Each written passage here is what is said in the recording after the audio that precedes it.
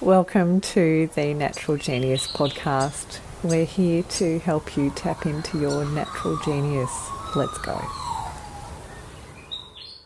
Please do yourself a massive favour and get online and have a look at Maggie Doyne. Originally from America, she is the CEO of an organisation called BlinkNow that helps kids who have lost their parents and puts them through schooling, a home, and there's a women's centre and so much more. Maggie has written a book called Between the Mountains and the Sky, which is so heart-wrenching and impressive. And with her husband, who's a filmmaker, Jeremy, they've created a film called Between the Mountains and the Sky. I just loved the film. It was such a beautiful honouring to everyone involved. Please enjoy hearing from the amazing Maggie Doyne. Welcome to the Natural Genius podcast, Maggie. And you were just saying that you take July off and as much off as you can as a parent. I do. So I married into this family who lives on the islands of British Columbia, and it is old growth forest and whale sightings and just nature. The land of community garden plots and thrifting. It's like insane and so different. My sister was like, you really chose two very different realities, and they're both very hard to get to. Like, it requires two boats. It's like an island off of an island. So no, I've been here, and I kind of like, I know it's a trend right now, but like reset the nervous system, and I sleep like it's nobody's business. I sleep and I sleep and I sleep, and I look forward to it all year, and I kind of work for it all year. And it's this place that now I can go to in my mind too, like on the stretches where you're really pushing. Like, okay, like I just got to get through this. I got to get through, Jeremy and I have this new mantra. There's this beautiful beach and it's called Whalebone, and it's rustic and you're often the only one there. And I'll be like, we'll like, just make it to Whalebone. Oh, really, really good. But so you're seeing me fresh out of like this reset time, and I love it. I mean, I feel like we're going to be in this for a long haul, trying to heal the world, make the world better. So I'm not going anywhere, but if I want to do this for a long time, I've learned you can't be pedal to the metal, like go insanely. Like I've had to find times where I can just have some separation. Oh, Maggie, I'm so pleased to hear it for you. And that does take experience to get to that state. It took 20 years. Yeah. I'm turning 40. I'm turning 40 in a couple months. I'm like, all right. Here we go. Before we really get into it, I wanted to pass on regards from the amazing Anna, your dear friend who I caught up with recently. She's such an inspiration, and I loved learning about the two of your relationship, that she'd been supporting your work way longer than when I first heard of you through Do Lectures in Wales. Since the very beginning. I think when I had like 11 or 12 kids and was living in a little house, it was since she was at Nike, since she was an executive, probably like way before Hopland and Campavita and everything. I also wanted to pass on a big thank you, because when I was thinking about going to Do Lectures in Wales, your talk inspired me. And then when we were looking to put it on in Australia, your talk was the one that we used to inspire people. Such beautiful ripple effects. With all of the many ripple effects that you hear about, Maggie, I wanted to add to the list. Oh, thank you. It feels like such a lifetime ago. Do you know that it took me like 15 years to even watch that Do Lecture? It was so vulnerable for me, and I felt like it was cringe. And it went so like, you give it, and it was the first time I didn't even think I had a story to tell. I remember I put those pictures together like the day of after a morning walk, and I just got up and did it. And then to think that it's like has done anything, and I couldn't watch it. And I remember I didn't watch it until I was at an event and they like played a clip and I like had to watch it. That's one of my rules. Like, I don't know. I like disassociate in a way. But to think that moment has traveled so far and led to so many relationships and connections and like so much healing for me. I met Jeremy at the Do Lectures that many years later. I met Jeremy's like my husband, for those of you who don't know, and the love of my life. And yeah, Crazy. And why did we end up there? I don't know. It was such an extraordinary experience. And on the last day, and I went up to David and Claire Hyatt, co-founders of Do, and said, so, if we were to put it on in Australia, what would it take? And David Hyatt, in his usual just delightful form, just said, oh, we'll FedEx you the sign. That's so great. I didn't know that story. So, he was being, as his usual, charming and cheeky way. All these beautiful connections, Maggie, with 103 or maybe more at last count, children that have been through different schools and homes that you've set up. Communication must be a big aspect of your world. Yeah. It's huge. Connection, communication. My friend Lauren, who's also another Dulex's friend, she was like watching me with a kid, or she's come and stayed with me in Nepal, and she said, like, I think I have you figured out. Every child is the most important child to you. Like, the child in front of you is the most important child. And I was like, that's the greatest compliment I've ever. Because I love her kids as if I'm their cool big sister, and I love. Oh, Maggie, that is divine. I remember I was at the grocery store last week, and there was this little 4-year-old named Marlon, and he had an owl mask on that he'd made, and I was like, hoo hoo, hoo hoo, hoo hoo, and we were like hooting around the grocery store, and he just suddenly turns around and runs up to me, and he jumps into my arms, and he said, I love you, Maggie. And I started crying in the grocery store aisle. And it was like we really saw each other. And I just think that, I got into this because of my love for children, all children. And I'm still here today because I love children. And it never gets old. And, I get old, or... and wiser. And my kids were all in a group chat last night, and I woke up and it was 1:30 in the morning, so I missed it. And they were taking all these goofy pictures of each other, and they're all over the world. And it was Nisha and Naveen and Anjali, and a bunch of them were in Kathmandu, and they were together in Kamal. And we're in this, it's called our Fam Jam group. They're all in their 20s. And I've been reflecting a lot because they're kind of grown up and out in the world, and they're on all continents and in Nepal and becoming who they're going to be in the world. And they got a different mom 20 years ago than the kids now are getting. And there's this whole new generation. The littlest are a month old. And then there's Ruby and Everest who are in this mix who are biological, and it's changed and it's evolved and it's grown, and I've changed and I've matured and I'm different, but also the common denominator is I don't care who you are. I've yet to meet a kid I don't like and love. And then communication, it's I don't know, you've heard the anecdote, all it takes is one stable grown-up to change a child's life. That haunts me everywhere I go, and I've yet to meet an age that I don't enjoy parenting. Our oldest is 27, and I love 14, and I love babies and toddlers, and I'm loving 4 right now with Everest. So I just think, communication, connection. I always say we should run the world as if the children are the most important thing, because they are. We've got hundreds of millions of children really struggling.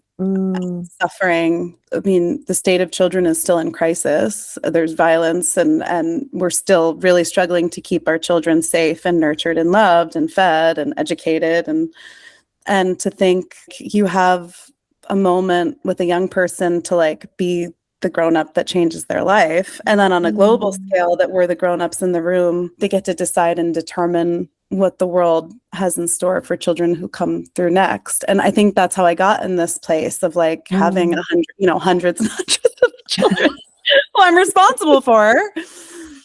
And one of the things that I was listening to, it was saying 53 children plus 2 biological. And then the next thing I watched, it was 103 plus 2. yeah, when people ask how many, I'm like, okay, it's there's one generation, they're all grown and flown, they're out in the world. And then the status of the home, and we call it the children's village now, is that it changes every day. You know, we had 9 children come in the last couple months. We're like, we should just, and then it doesn't really do it all justice because it's like a communal living situation. There's so many caregivers and aunties and uncles and Tope and everybody. I'm like saying mom to, it's getting, yeah, we can't like keep up with the anecdote of like mom to 52 kids. It's just kind of, so we're just like, we need to stop with the number thing.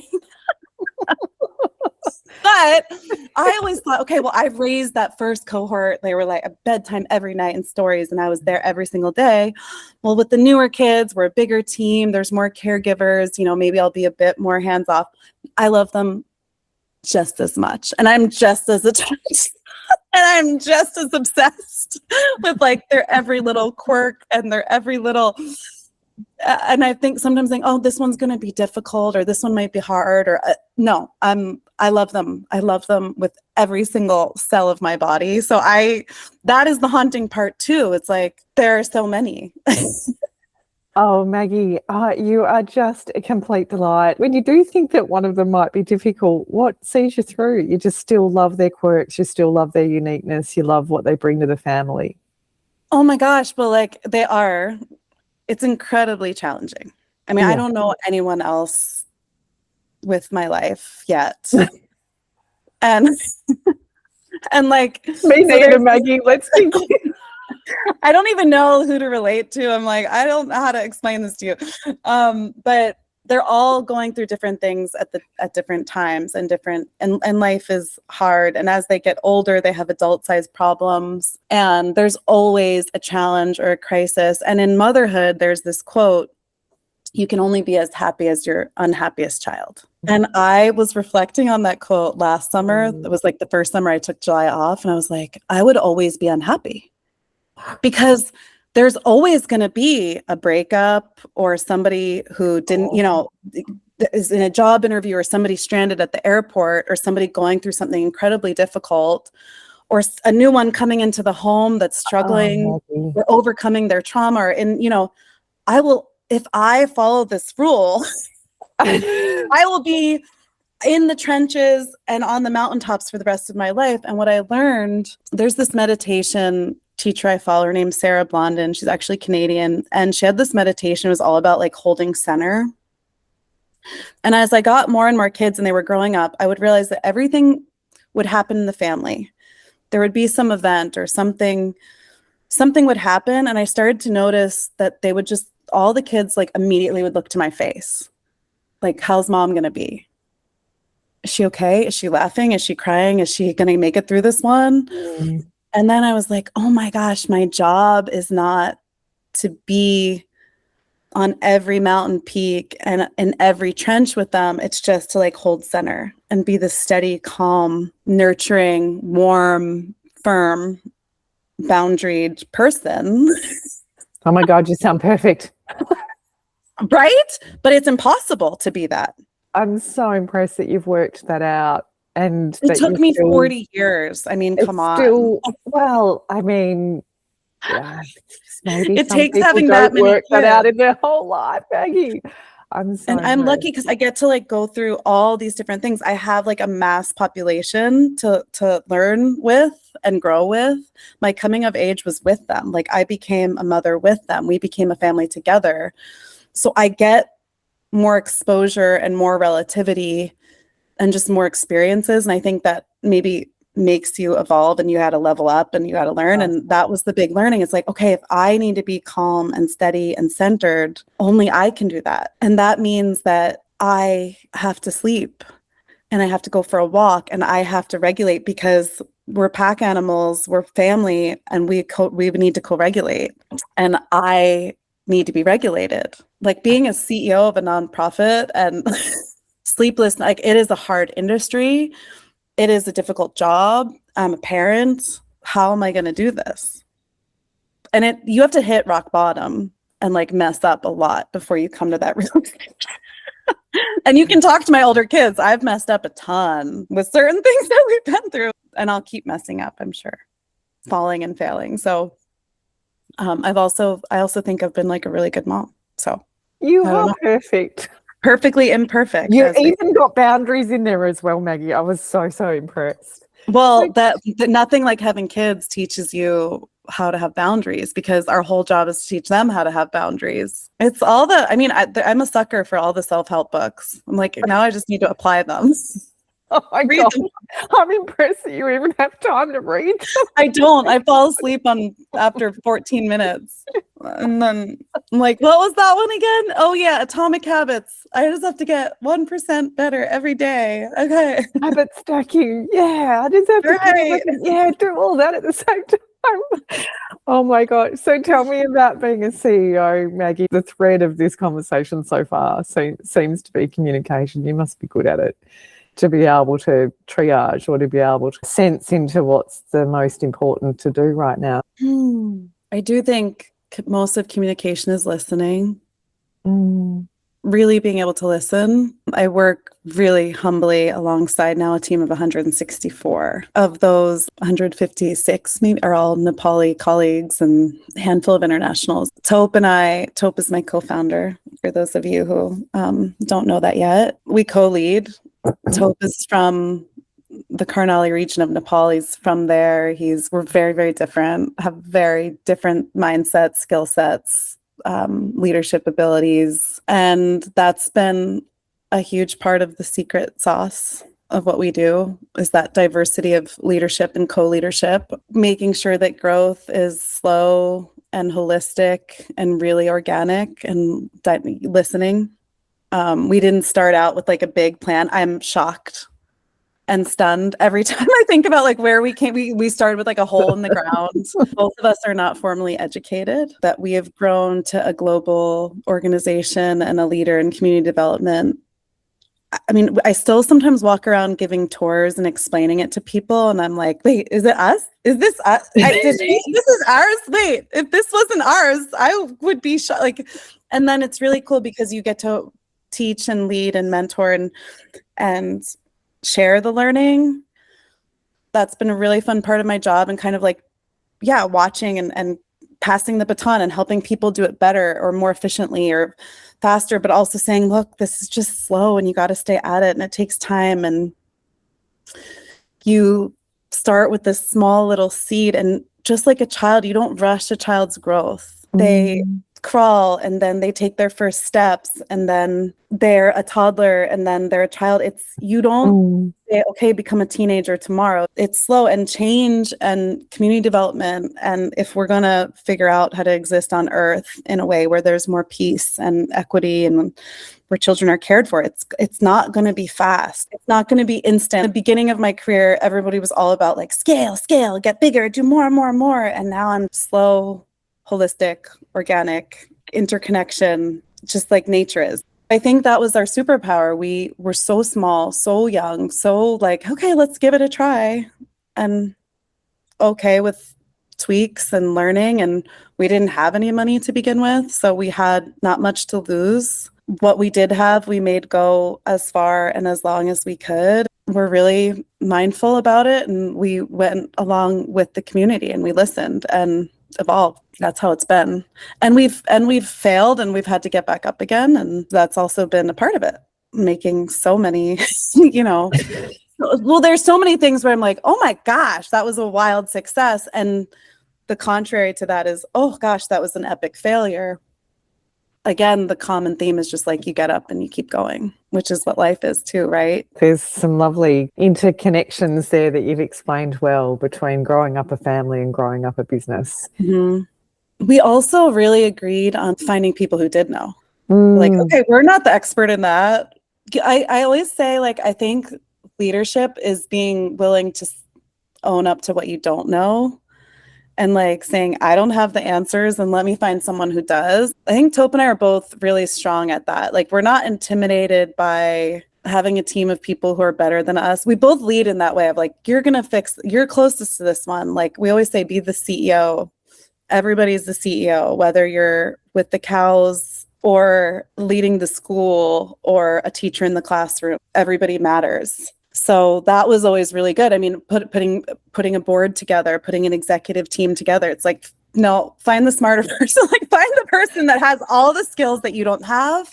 And we hired in that way and we built the team in that way. And that was really cool too. Did that include fundraising as well? Yeah, generally in international development, there's this INGO model where it's big money, big investments. Because we started with nothing and very little, we started with little money, little investments, but it was like crowdfunding before crowdfunding. And so there was no one big magical wand, here it is, you got it. It was the same way. We had to build people who believed in us and people who would invest a little bit and be along for the journey. And then it just, like a tree or like a root system, like anything integrative, it just grew over time because it was real and it was true and it was not forced on anyone. And that's the way that we did fundraising. And oh my gosh, we've been privileged by having board members, having donors, having investors. There was a 5-year-old last month who gave her birthday.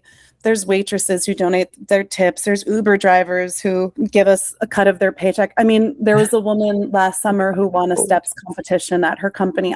It's crazy, like how much people have been there right by our side and with us along the way, from major philanthropic transformational wow to the 5-year-old or the teenager and their babysitting money still. So I really think it came from doing the thing. Like, you do the work. We have strategies. We have a strategic plan. Now we have a development director, Badisa, who's incredible. We've got that board, and just you keep at it. Every year you get worried and you get concerned. You're like, are we going to do it again? Are we going to make our goal? But you got to keep at it and keep believing in it. And yeah, now I help other organizations and like teach them how to guerrilla fundraise nothing and build it. But okay, have you tried this? Because a lot of what we do is in a very resource restricted environment. And so we tend to bring other organizations under our wings now and teach them, okay, try this, like make it happen. And it is very kind of guerrilla in a way. See if you can throw a dinner party in your living room and cook dalbat. But that got us so far for so long. And then you get to the next step and the next step and the next step. And one day, 20 years later, you're like, what? We did that? So and always through the lens of truth and vulnerability and honesty and connection, and always leading with love and heart. Always. Like, that is something that we'll never sacrifice, because money can start to feel like fundraising is such a loaded word and comes with so many connotations. So I was like, I'll do this with love and with relationships and with connection, or I won't do it at all. Sounds great to me. What's needed at the moment, Maggie? What would you like people to be directed towards from listening to this? Oh, well, they can just follow along. We're BlinkNow to blinknow.org.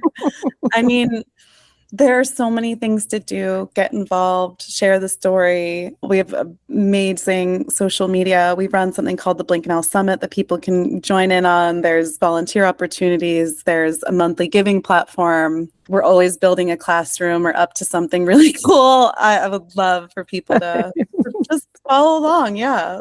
What do you love seeing in your family? Their relationships with each other is probably the thing that I'm most proud of, like how they're there for each other. My girls just said something to me recently. None of my kids are married. Some of them are in relationships. Within Nepali cultural context, you get married kind of young. And by the time you're like 27, 26, 28, especially if you're a woman, they start being like, and I even had like a child welfare officer be like, you should really start thinking about marriage for your girls and making sure that they're suited, it was the thing. And my girl said something to me like, Mom, honestly, like our brothers treat us so good. They've set the bar so high that like dating any other guy, like they don't match up. And I was like, that is the sweetest thing I've ever. We could cry for days just thinking about that, Maggie. I know. I was like, oh, that, I created this family. Just the best. We created this family, and that they are so there for each other through everything. And yeah, we have all the stuff any family has, especially of that size, but like they are really there for each other and they love each other so much. And there's such a huge generational gap between the aunties and they're like traditional and come from remote Nepal, and then our kids are in like college and university and traveling, and they're getting jobs, and they've just rocket shipped. They're writers and journalists and activists and lawyers and in film school. And my girls were recently trying to describe online dating to the aunties, and like and they were like so good. And in a culture of arranged marriage, like they had all been arranged marriage at the age of 15, 16, 17, had never gotten a chance to sit in the classroom. And so they're explaining like, okay, so you match up and you can swipe, and they're like not dumbing it down at all for them. I would be like, maybe just don't tell the aunties about online dating. No, they tell them everything. And then Balju is like, okay, I think I get it. So you have one husband, and then you have another husband, and then you're like testing out different husbands. And they're like, no, that's the whole point. It's not a husband. You're dating. Like you. Yeah. So it's just great. And that they have each other too. So like the older generation of kids we had nothing. Like we barely had electricity, and they had to like basically build the house. They'd be like, we carried every brick. We had to go to the well all the way across the forest, and we washed our clothes in the spring. And now the new generation of kids, they live in this like children's village, and it's solar, and there's the water's pumping. Water's like coming out of the tap whenever you turn it on, and they have, like things are nicer. And the older kids are like, just like in any family, like they're so spoiled. Like we used to have to walk to school. They have a school bus, and it's just, I think it's so funny. They're just like constantly comparing, and then the way that they like teach the other kids, but they're really there for each other and help them. And I didn't know what I was doing the first time around, so now they know what they're doing and co-parent and show up. It's really special. I love it. Wow. I love it. And then, organizationally, we've just expanded programs and deepened, and I've really grown in the area of just not wanting kids to become orphaned in the first place after seeing it and being re-traumatized by it over and over and over and over again. So a lot of our programming has expanded into outreach and prevention, and how do we stop this from happening? How do we really protect kids so that they can be in their families and their communities and not have to lose mothers and fathers in the first place? So that's a lot of what you see with our Women's Center and sustainability.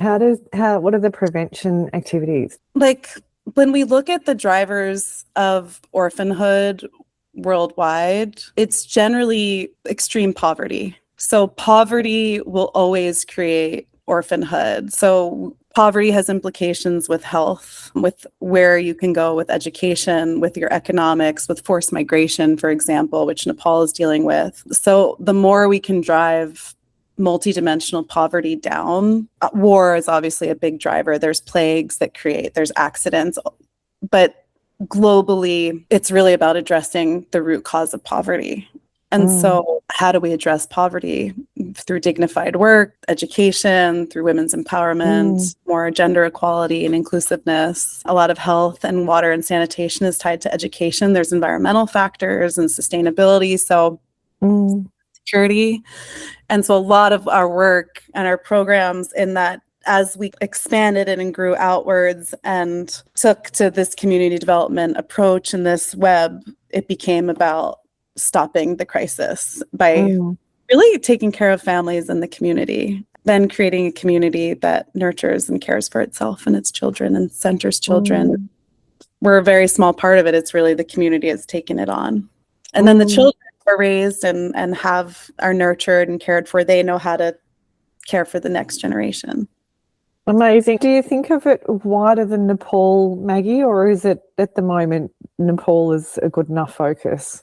It's interesting. We run this thing called BlinkNow Leadership Academy and the BlinkNow Summit, and we have 84 organizations apply this year. We have organizations and different people working in government and allied agencies come. Where we're moving towards is an open source, integrative, shared model of ideas. And what's worked for us is community leaders being the drivers of change and with agency. And so we're really trying to model different elements of what we do to community leaders around the world and people who want to get involved in this work in their own communities, which there's no shortage of, by the way.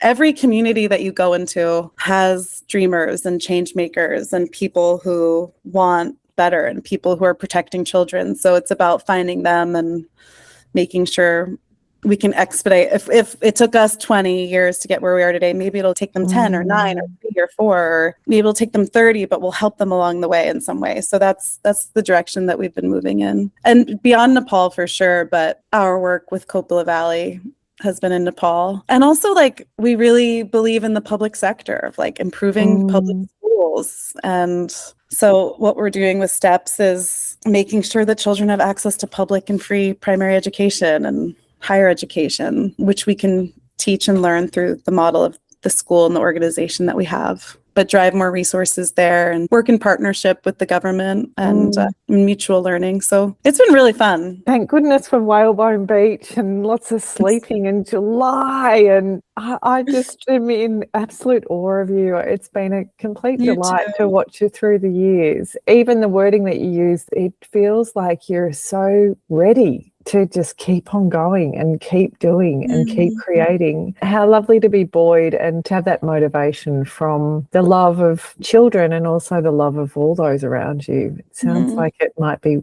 wider than just children. Love of life, I guess. Love of the planet. I don't know. I don't want to give up. Like, quitting doesn't seem like an option. Or like we just stay in fetal position. I don't know. And most days, like, yeah, we have our really difficult days and our times and our chapters, but like most days I'm pretty darn lucky to do something that I love, that I believe in, that's creating some meaningful difference in the world. I'm like, this is a really great gig to be a parent and a mom and do it over and over. I never have to be empty nest syndrome or anything. Like, it's great. I have no complaints. Started young, so, you know, to have 20-something-year-olds when I'm just 40, and I'm so lucky. I really do. And when you do get hit by challenges, Maggie, do you have any ways that you would teach others? Just like drink a glass of water, go for a walk, get some sleep, take some deep breaths, have a good community of people, all the classics. Get up, wash your face with some cold water and keep going. I mean, I'm a really anxious person. I've always had anxiety and worry. I'm a worrier. Those drinking water and going for walks, being surrounded by the people I love is why I'm still here. So that's all I'll share. I kind of get like, oh, when people are like, oh, self-care and how do you take care of yourself? I'm like, well, even that has become one more metric that we're all just feeling like we're failing at. Like, one more thing to add to the list. Also, make sure that you have time for self-care, but drink some water, get some sleep. Hey, speaking of metrics, back to David Hyatt, when I was talking to him about his metrics for Do, and he said, one of my metrics is how loud the eatery is or the dining hall of an evening, because that shows the buoyancy and the excitement and the interest and the connections. I use that as an example as to how to actually have a metric that brings many things together, including love and care. Like, you can measure all these things, but at the end of the day, is the eatery noisy? Oh my gosh, yeah. And how many kids are laughing and giggling, and I'll often just like walk around and see them all walking hand in hand or just giggling, and you can feel it when their bodies are like safe and they're out playing. Like, how many of them are playing? There's like all these nooks and crannies around campus, and they'll be like playing chungi, and one's flying a kite and one of them's climbing a tree, and they've made a slide, and they're all table tennis and soccer's going, and somebody's doing a play in the corner, and I'm just like, this is heaven on earth. This is my oasis. And yeah, always loud, always laughter, always some kind of ruckus is the best way to be. I can relate to that for sure. Yeah. How do you create metrics for a happy, healthy child? Slow and steady, right? Maggie, I think you need to go and create a ruckus or do something. When do you head back to Nepal? Have you got a little bit longer? At the end of the month. Yeah, so I head back at the end of the month and I'm so excited. We just got a set of twins who I want to hold and cuddle. I do start to get like antsy and like, oh, it's just too long and I miss the family group chat in the middle of the night and I miss them all. So yeah, I'll be there in no time. We'll go back rested and I'm sure jump back into it. Jeremy's like, you need to bring this energy like when we're in Nepal and you're navigating like crises. I'm like, okay, that'll be my mission this time. Oh my gosh, he sounds like such a great mate for you. I'm so pleased that you have July to look forward to and that you've been having such a lovely time. Please pass on my thank you to Jeremy as well. I just really appreciated the film and loved it. Maggie, thank you so much for your time amongst everything else that you've got on your plate. I love that we're buoyed by our network of friends that just go on and do such amazing things and support each other. It's just so magnificent. We need to bring it again somehow. We need like a do reunion or somewhere in the middle of the world where we can. Nepal would be great, actually. I could host the next Do Nepal is what I could do. I mean, we have a whole school and a children's village now. It could be, I could take it on. Just one more thing. You heard it here first, everyone. Okay, Do Nepal. Let's do it. Oh my gosh. All right, I'm going to have to like go pitch. Actually, he'll just be like, okay, I'll FedEx you the sign. I got it. Let's send him a message going, you need to FedEx the sign to Nepal. We're doing it. Insert cat, everybody. Just send him one with a subject that says, FedEx me the sign. All right, let's do it. I'm in. There has to be a lot of fun and laughter around this, Maggie. Oh my gosh. And it's probably been, we could probably do it on like the 20-year anniversary. Probably 2008. Yeah. We might need some lead time, but. Well, there you go. Stretch goal. I bet people would come to Nepal for the Do lectures. Even if it's just like 5 of us. I think it would be a lot more than 5. Get ready. I want to hug those children too, Maggie. Please go and have like something beautiful to eat and drink beautiful water and walk on Whalebone Beach. And I will. Jeremy and the kids for me. And just thank you so much again, Maggie. Your time is precious. Doing this and fresh and bleary-eyed. It's been so nice. Thank you, Samantha. I'll see you soon, I hope. All right. Bye. Hopefully Do Nepal. Thanks for listening to the Natural Genius podcast. Please share this with anyone who came to mind and visit us at naturalgenius.com.au. Thanks so much.